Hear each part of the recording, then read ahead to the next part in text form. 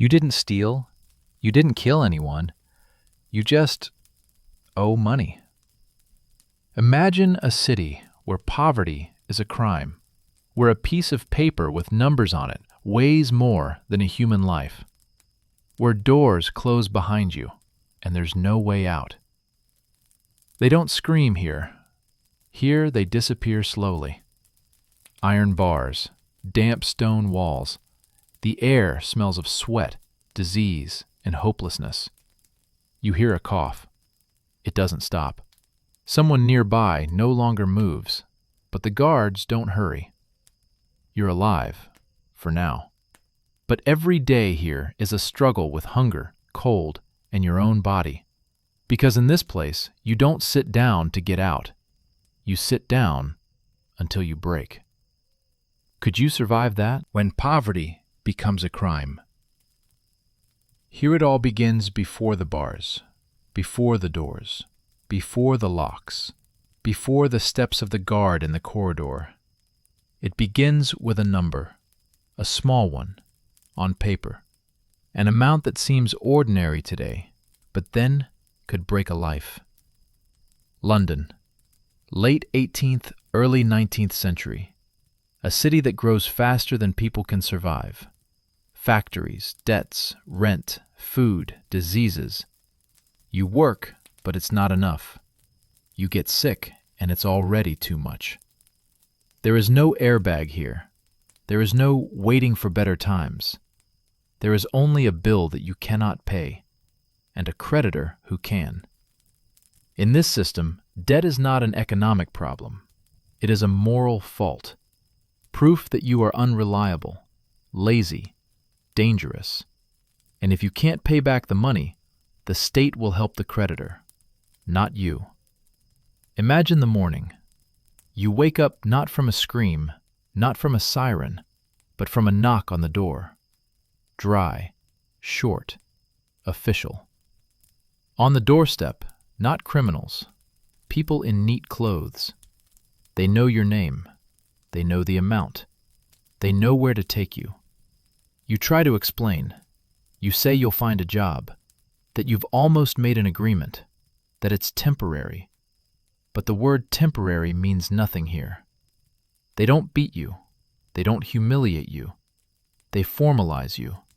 Because debt is not an emotion. It's a procedure. The road to debt prison is not like the road to hard labor. There are no chains. There are no crowds. There is shame. You walk along streets you have known all your life. You pass shops. You hear conversations. You see people hurrying about their business. They don't know that you have already fallen out of the system. A few more minutes, and your name will cease to mean anything.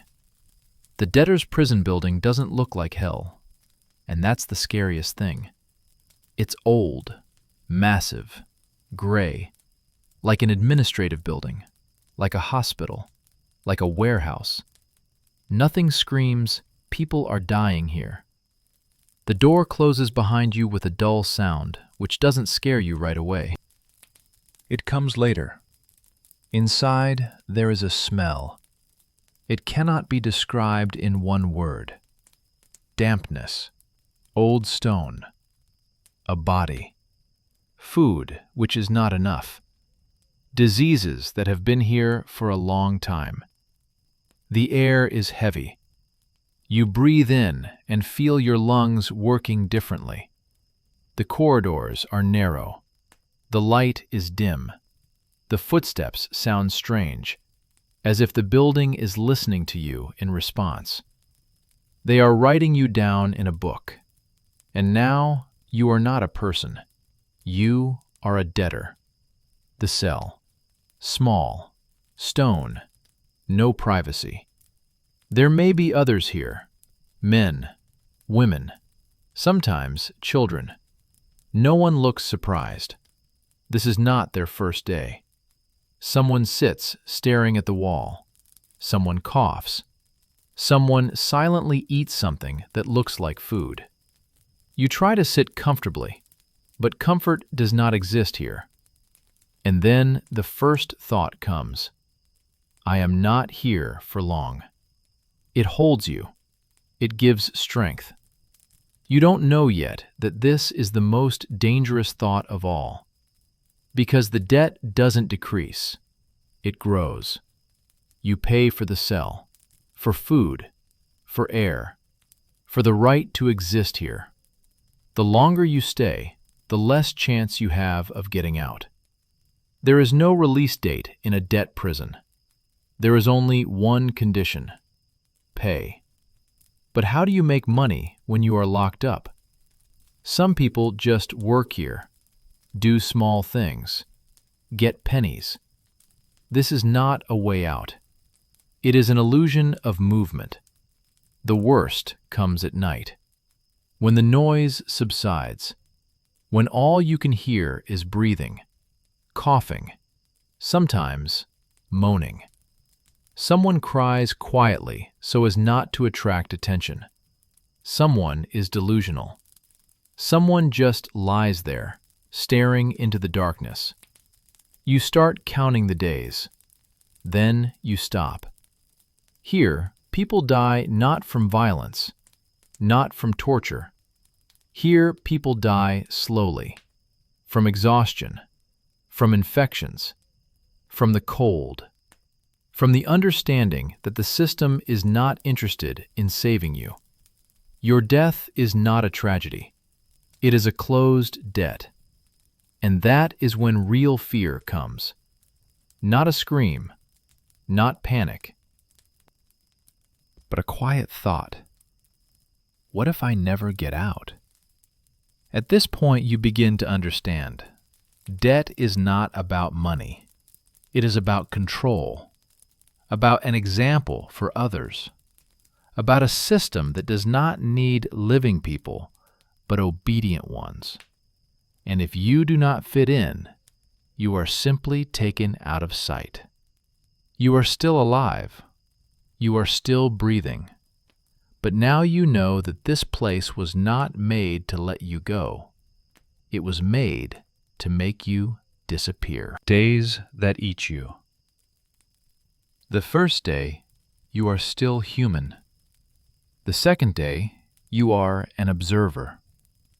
Then you are part of the background. In a debt prison, time does not move forward. It accumulates. Mornings here have no light.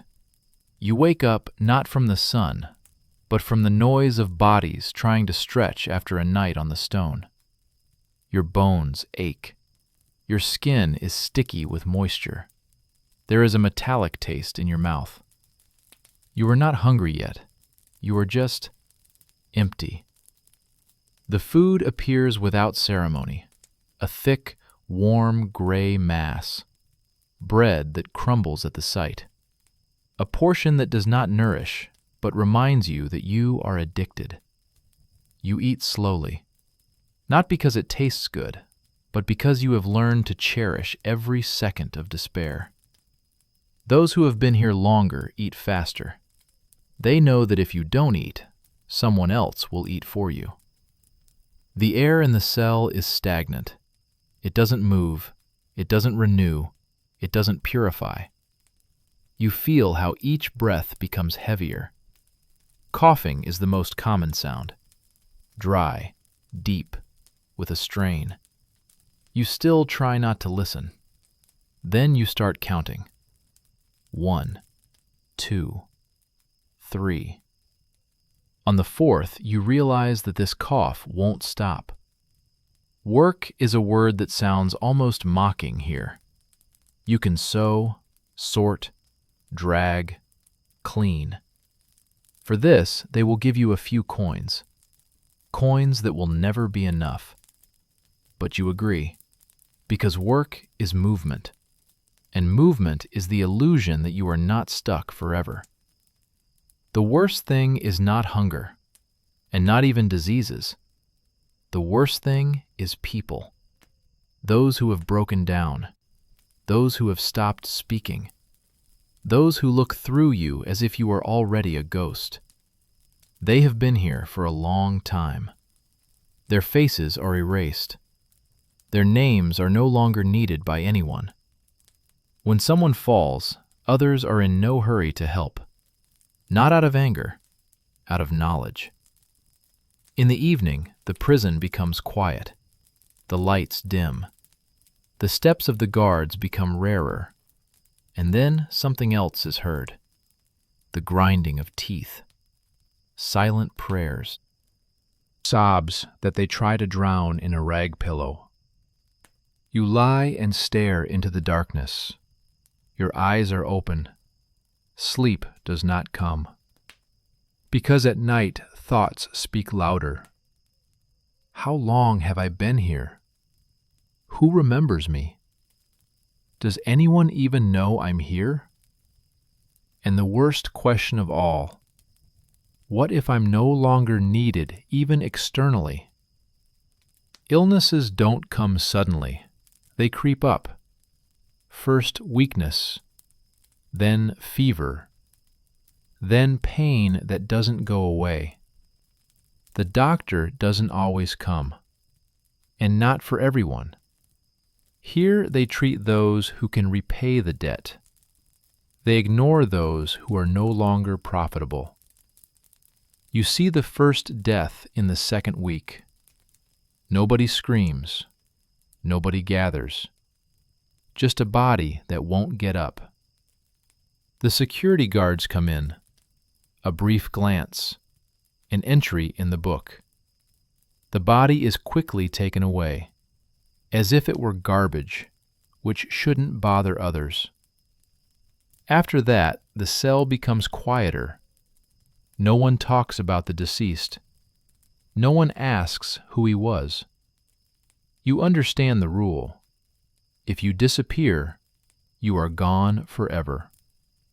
And somewhere here you catch yourself thinking a thought that is more frightening than death. You get used to it, to the smell, to the darkness, to the fact that tomorrow will be the same. This is the moment when the prison begins to defeat you. But you still hold on, because somewhere deep down there is hope. Maybe someone will pay. Maybe a miracle will happen. You don't know yet that the system is designed so that there are no miracles, a trap with no exit. The third week changes everything, not because it gets worse, but because it becomes clear. You no longer ask when.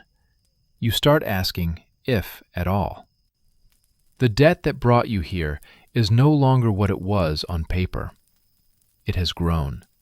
The fee for the cell, for the food, for the blanket, for the administrative expenses, even for the fact that you breathe here.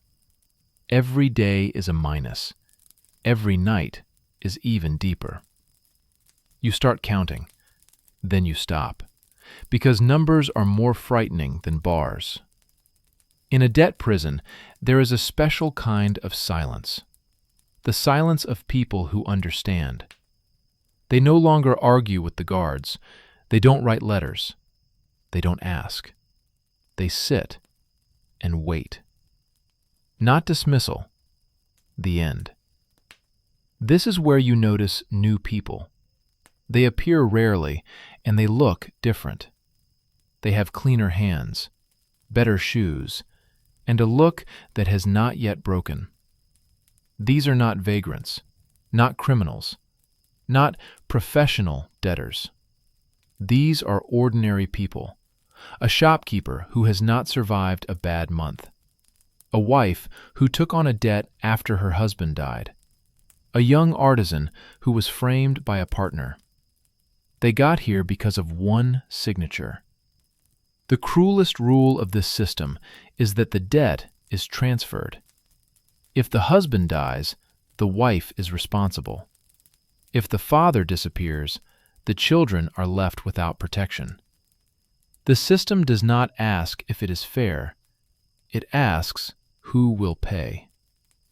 You see a woman sitting in the corner. She is silent. She keeps her hands on her knees. She looks at one point. She is here instead of her husband. He died, and the debt remained.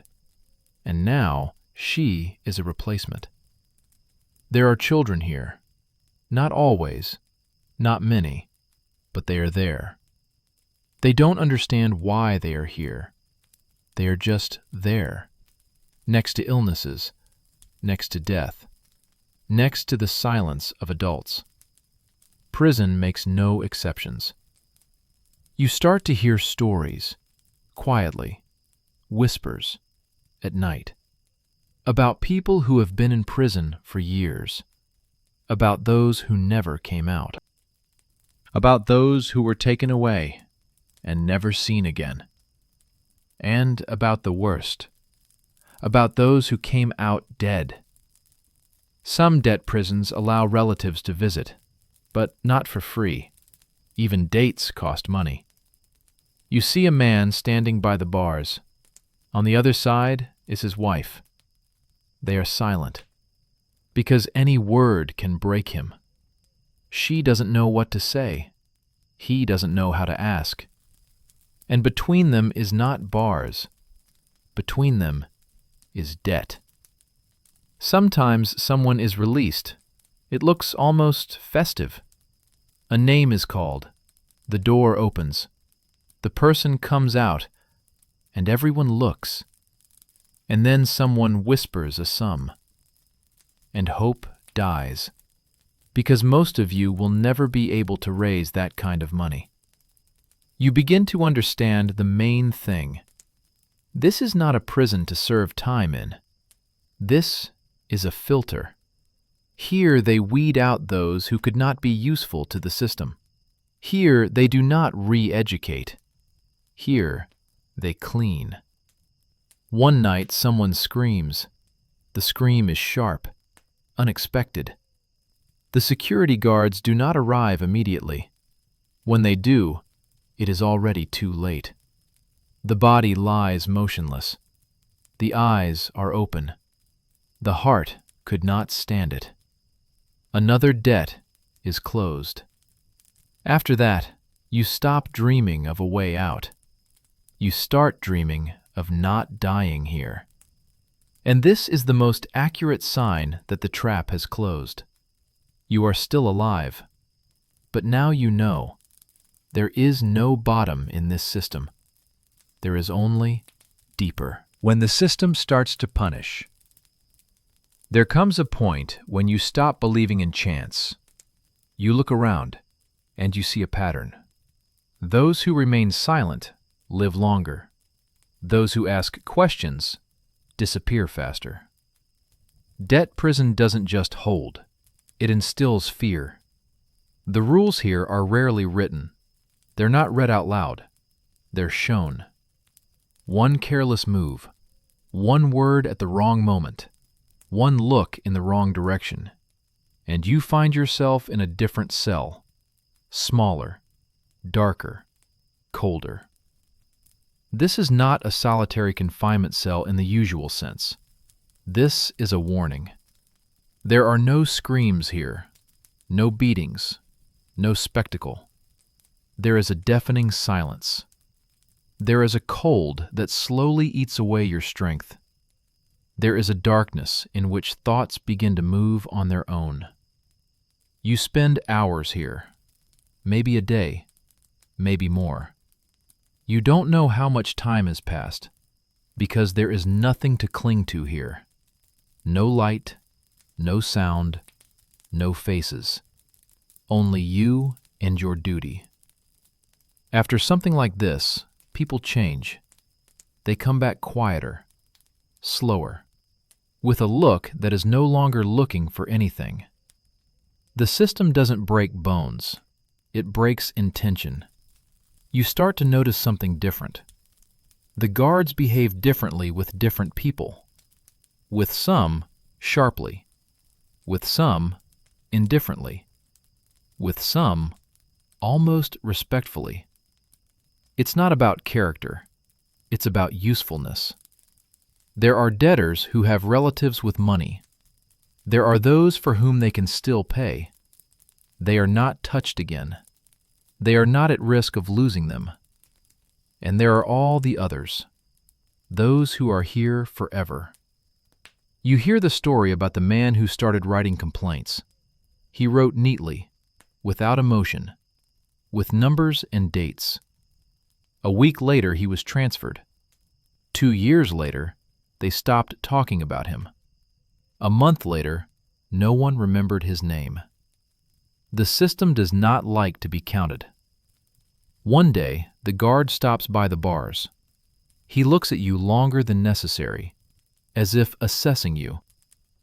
Then he throws out the phrase, "You have been here a long time," without anger, without mockery, as a fact. And you understand. This prison is not a mistake of history. It works exactly as it was designed. It scares those on the outside and breaks those on the inside, so that others pay on time, so that they don't ask questions, so that they are afraid. Fear is the currency here. The more fear, the less resistance, and the cheaper control is. You catch yourself not looking the guards in the eye anymore, not because you're afraid of getting hit, but because you don't want to be noticed. In this system, the noticed live shorter. And then comes the realization that changes everything. Debt is just an excuse. The real goal is to show everyone what can happen if you fall out of the game. You're still alive. You're still here. But now you know. The outcome doesn't depend on justice. It depends on how useful the system considers you. When fear comes out. There is one thing the system hates more than debtors: witnesses. Debt prisons only work as long as the pain remains inside the walls, but sometimes it leaks out. It starts with little things: rumors, gossip, conversations in taverns and markets. People whisper, "He hasn't come back. She's been in prison for 3 years. They say a guy died there." No one says it out loud, but everyone starts to feel. Relatives write letters, at first politely, then persistently, then with fear. Why is there no answer? Why isn't he being released? He's already worked off the amount. There are no answers, because the answer is one, and it cannot be written in ink. A few cases become too loud. People disappear in a way that can no longer be explained by bad luck. A shopkeeper known in his neighborhood, a craftsman who worked for wealthy clients, a woman who was written about in church books. They are remembered, and memory is dangerous. You hear the guards whispering. They mention inspections, the names of officials, the words commission and inspection. Tension appears in their voices. The system is not afraid of debtors. It is afraid of questions. One day, the sound disappears from the corridor. No familiar footsteps, no screams, no movement. The door opens. Strangers enter. Clean clothes, records in hand. Eyes that look not at you, but around. The check is a theater. The cameras are removed in a hurry. They try to hide the sick. They don't show the dead. The security guards smile. They explain. They assure you that everything is under control. You sit and remain silent, because you know a word can cost more than a debt. Some people can't stand it. Some say too much. Some look too directly.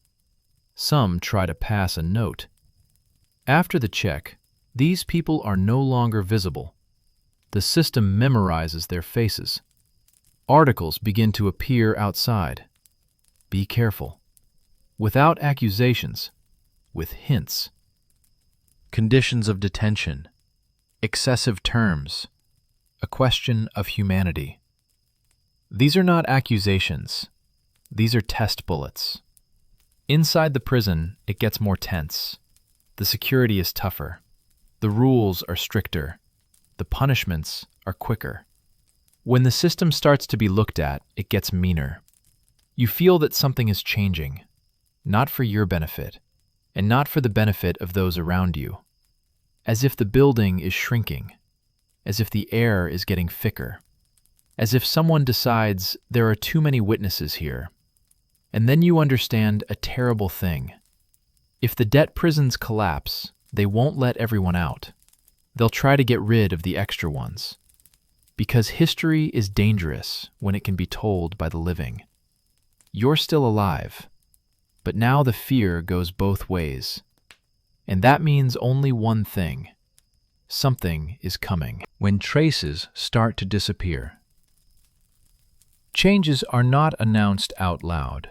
They come like a fog, slowly, imperceptibly, until you suddenly realize that you can't see anything anymore. First, names disappear. In the ledgers, on the cell lists, in the replies to letters. Where there was a last name, now there's a blank line. Transferred, dropped, no data. These words don't explain, they close. Then people disappear. Not en masse, one by one, at night, during the transfer. After a brief conversation with a security guard, the bed remains empty. The blanket is folded. No one asks where they went, because everyone knows. A question is an invitation to follow. The guards become more silent, fewer jokes, fewer looks, more haste. They also know that history has begun to stir, and they try to catch up before it starts to speak. The cells are being cleaned. The old, the sick, those who have been sitting for too long are transferred first. They say they are moving to another place. They say they are closer to the exit, but there is no turning back. You see a man being taken away who has been sitting here for years. He does not resist.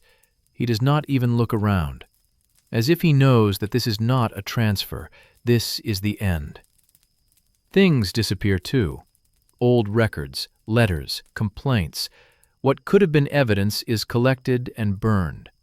The system leaves no evidence. It leaves a void. Checks are now formal. A few questions, a few answers, a few signatures. People are shown selectively. The cameras are only those who are prepared. Everything looks acceptable. But inside, fear grows thick. People speak in whispers, even in the dark, because you never know who is listening and who is next. You start to think differently, not how to get out, but how not to disappear.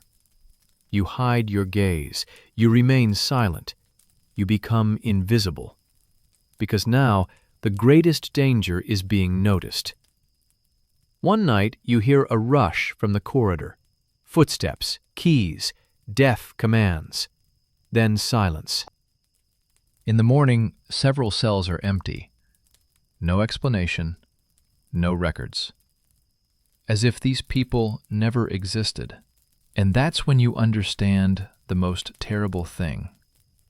The system is ready to sacrifice anyone to survive on its own, even those who are already broken. You're still alive. You're still here. But now you know. The history of debt prisons does not end with reforms.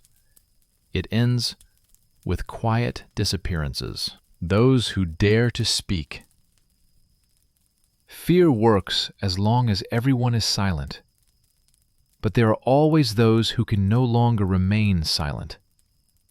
These are not heroes, not revolutionaries, not people with a plan.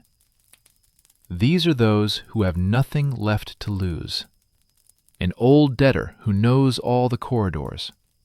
A woman who has seen too many deaths. A clerk who understands what lies look like in documents. They are not going to save the system. They only want one thing, for someone to find out.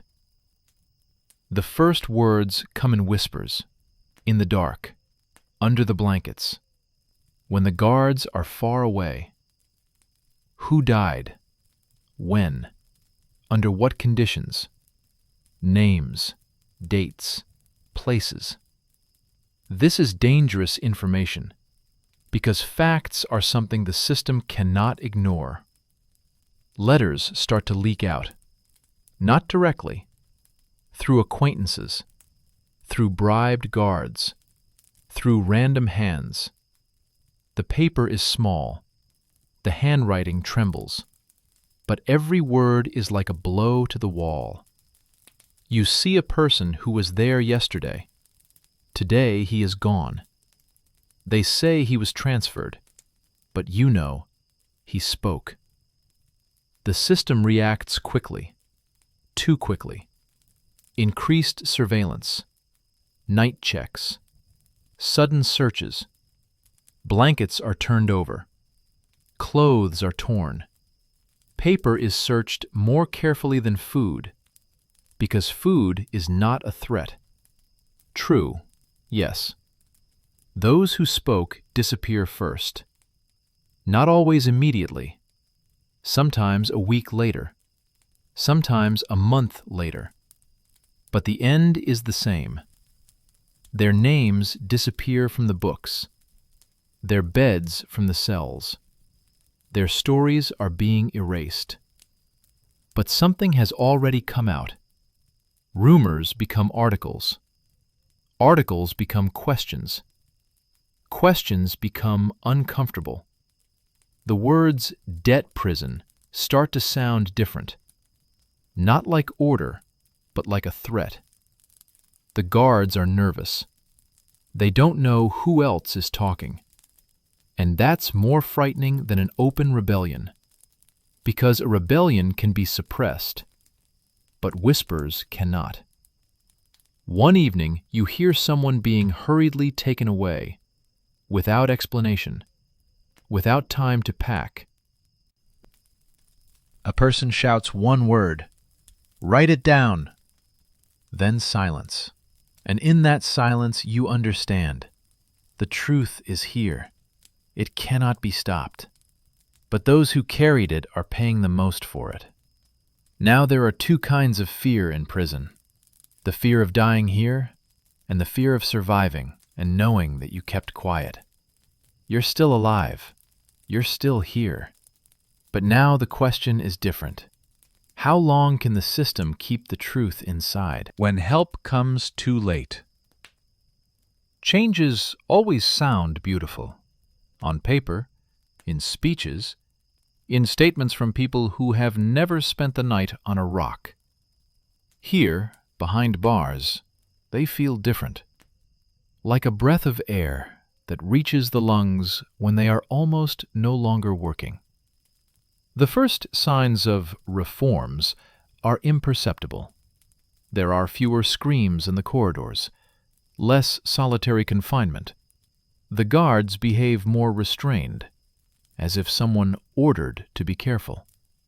But no one ordered to be humane. You hear a new word, review. They say that the cases will be reviewed. They say that the debts will be checked. They say that some may be released. They say. In prison, this word sounds like an empty sound, because here we have already learned between what is said and what is done, there are many graves. A few people are actually taken out. Their names are read aloud. The doors open. The light from the corridor hurts the eyes. It looks like a miracle. But miracles are selective. Those who come out don't look like they have been saved. They are thin, stooped, with unfocused eyes. Some fall right outside the door. Some can't speak. They are released not because they are ready to live, but because they know too much. Others remain in the cells. The old, the sick, those who have been in prison the longest. They are not mentioned in reports. They are not shown to commissions. They don't fit into the picture of improvements. You see how people start counting differently. Not days, but names. This one was taken away. This one died. This one got out. And every time it becomes clear, the way out is not a right. The way out is an accident. One woman doesn't live to see her release for several days. They talk about it in whispers. They say her name was already on the list, but the list is not life. And the system doesn't stop because of such trifles. You begin to understand the logic. Reforms don't save those who are already broken. They save reputations. They are needed so that it seems to the outside we are correcting mistakes. And mistakes are you. At some point, you catch yourself having a strange thought. You no longer wait for a way out. You wait to be forgotten. Because being forgotten is the real death in this system. Here, in the silence, it becomes clear. Change has come, but not in time, and not for everyone. And the history of debt prisons has already claimed more lives than any statistics can show. You are still alive. You are still here. But now you know. Even when the system admits guilt, it never restores what it has already destroyed. When the door closes forever. There is a silence that signifies the end. Not a shout, not an order, not the sound of a lock, but the feeling that the decision has already been made and will never change. Reforms stop as quietly as they began. Commissions no longer arrive. Requests become fewer. Letters cease to come. Outside, new topics appear, new fears, new news.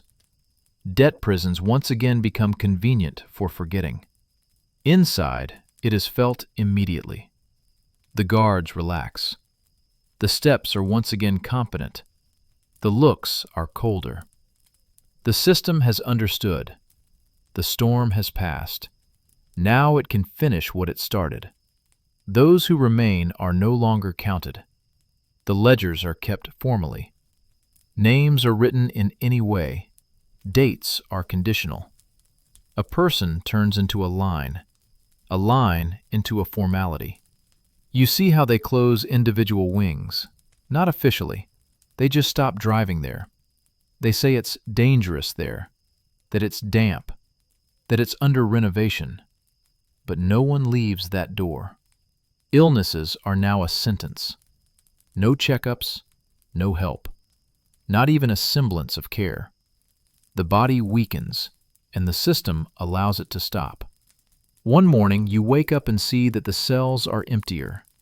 Less breathing, less movement, less life. No one explains where people have gone, because explanations are no longer needed. You start thinking about things other than the way out. You think about memory, about whether anything will be left behind you. A name, a word, a trace. At night, you hear the building working, the crackling of stone, the creaking of metal, the dull sound of doors closing. Not for anyone, for everyone. And in this silence, it becomes clear. This prison will not wait for reforms. It will wait for oblivion. And with it, and everyone who remains in it. You are still alive. You are still here. But now you know, some doors close not because they were closed, but because no one else will come to open them. After the silence. After any disaster, there is an emptiness. Not immediately, not loudly, but gradually, as people move on with their lives. Debt prisons do not disappear overnight. they fade from memory. The buildings still stand, with the same walls, the same windows, the same doors that once closed behind living people. But now they have different signs, different functions, different stories. Documents are shortened, reports are edited, the wording is softened. Hard conditions instead of hunger, long-term detention instead of years without hope, individual deaths instead of a system. History becomes neat, convenient, nameless. Those who have left do not like to remember. Some cannot. Some do not want to. Some do not know how to talk about what has broken inside forever. They return to cities that they no longer recognize. Relatives receive answers late, dry, brief. Died during detention. Cause not established. No apologies. No explanations. And that is enough for the story to begin to close. Society moves on. New laws appear. New systems. New forms of debt. And each time they promise, now everything will be different. But logic does not disappear. It simply changes form. When poverty becomes shame, when debt becomes guilt, when a person is measured by a number. This is not a new story. This is an old pattern. You think about those who didn't live to see the after, those whose names didn't make it into the books. They didn't become a lesson. They became the background. And here arises the question, which this story deliberately leaves open. Have debt prisons really disappeared? Or have we just learned to call them something else? You understand that surviving this story is not just about getting out the door. It's about remaining in memory.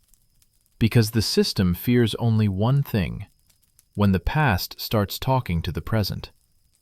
You're still here. You've read it. But the story isn't over. It's just changed form and is waiting for us to call poverty a crime again. Lessons not learned. History likes to repeat itself, not because people don't know it, but because it's convenient to forget it. After the closure of the debt prisons, no one goes out into the square to apologize. No one reads the names of the dead out loud. No one says, "We did this to you." Instead, new words appear: economic necessity, financial discipline, citizen responsibility. Words that sound reasonable. Words that don't smell of dampness from cells. Words behind which people can be hidden again. The system draws conclusions. It no longer builds walls so explicitly. It doesn't put bars in people's faces. It doesn't call punishment punishment. It learns. Now, instead of a cell, there are papers. Instead of a guard, there are decisions. Instead of a lock, there is a refusal. You are free, formally, but without a home, without a job, without the possibility of getting out. And if you were locked up before, now you are being excluded. You notice a familiar logic. Who is to blame? The one who couldn't cope.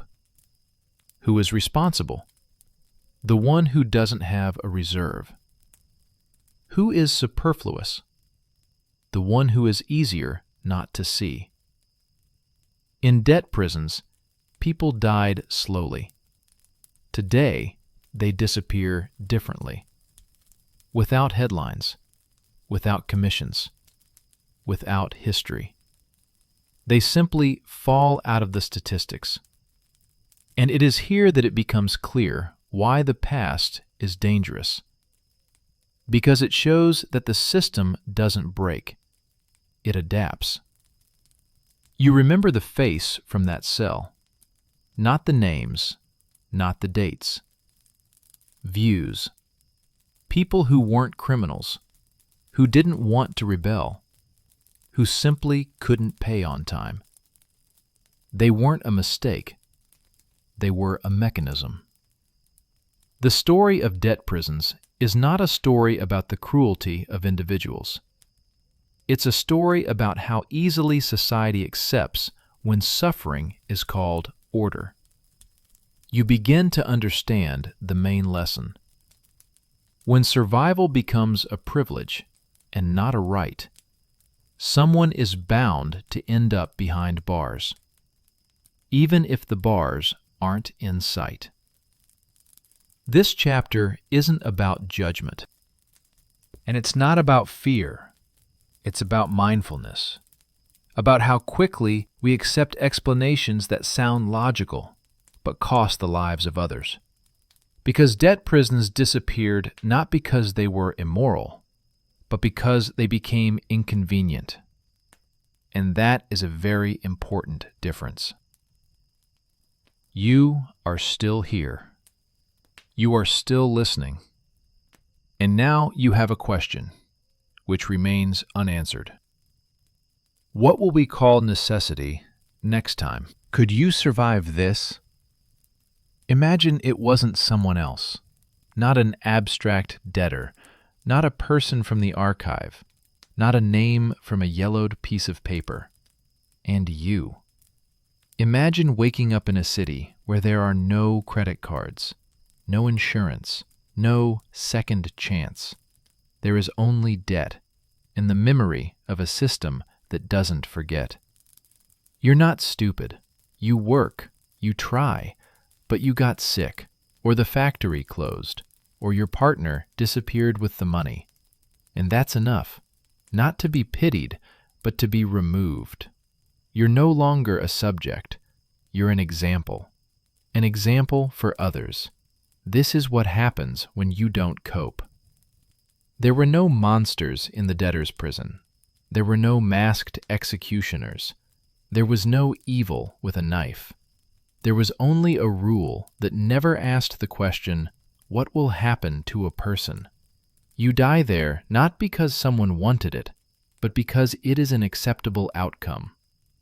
That is why this story is dangerous, because there are no bad guys in it. There is only a system that works too well. Think of those who have been in prison for years, about those who never got out, about those whose relatives got dry paper instead of an answer. They did not lose their lives. They were out of the equation. And now the most important question, not historical, but personal. Would you be able to survive this? Without a lawyer, without support, no guarantees that someone is waiting for you. In a system where every day makes your debt bigger and your body weaker. Because most people think, this wouldn't happen to me. That's exactly what everyone who ended up behind bars thought. The history of debt prisons is not about the past. It's about the limit beyond which survival ceases to be a right and becomes a privilege. And if that limit ever appears, it never stops on its own. Remember this, and remember those whom it has already taken. This is not a horror story. This is history.